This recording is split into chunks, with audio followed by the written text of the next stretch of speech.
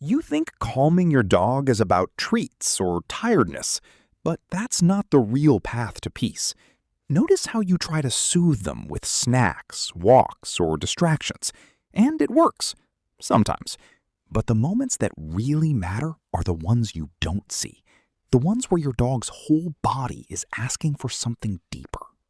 First, understand what calm is to a dog.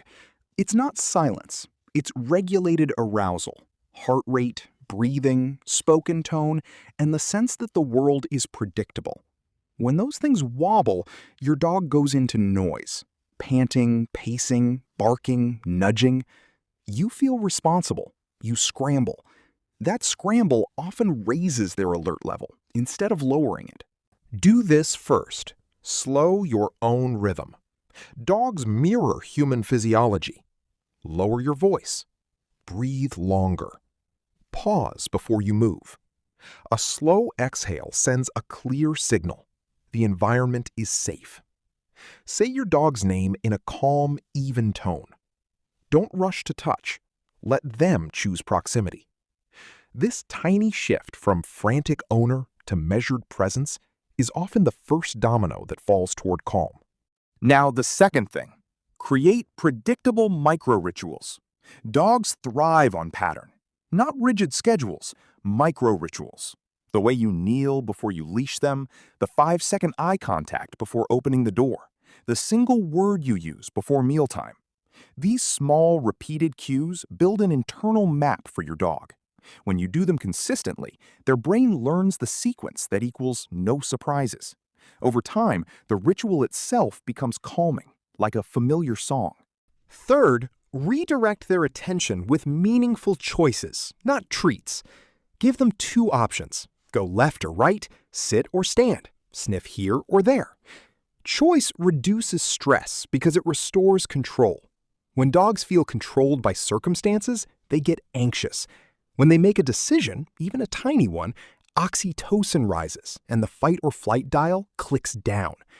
Use choices that matter, picking the direction on a walk, choosing which toy to carry, whether to approach a stranger. Let them own small wins. Fourth, anchor calm with touch that reads their body. Not all petting calms. Fast pats increase arousal. Slow, long strokes along the shoulders, steady hand on the chest, gentle pressure under the chin. These mimic maternal contact and tell the nervous system to settle. Watch breathing and ear position. If they tense, ease off. If they lean into you, hold. Touch becomes a language, measured, predictable, and trustworthy.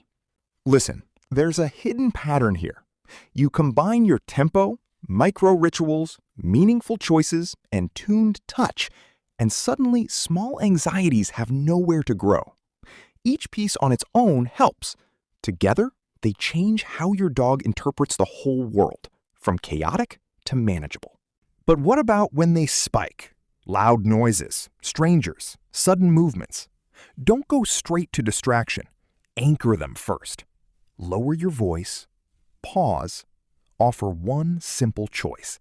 Let the ritual step in.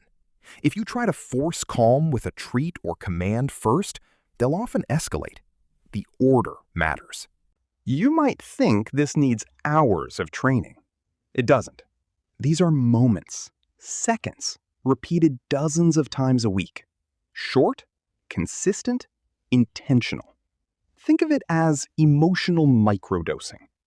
Over 2 weeks, you'll see less panting, fewer frantic circles, more settled sits.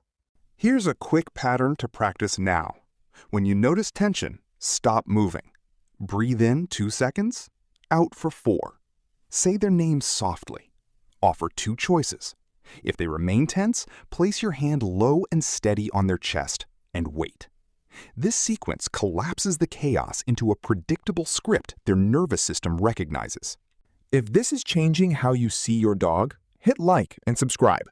There's more on how to turn these moments into lasting calm. Remember, mistakes owners make that break calm: rushing proximity, inconsistent cues, over-relying on treats, touching too fast. Fix those, and your dog will learn that you are the safe rhythm in their day.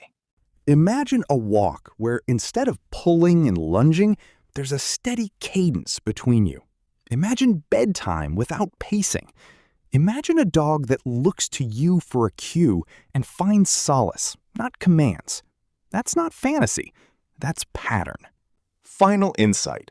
Your dog's arousal isn't a flaw to erase.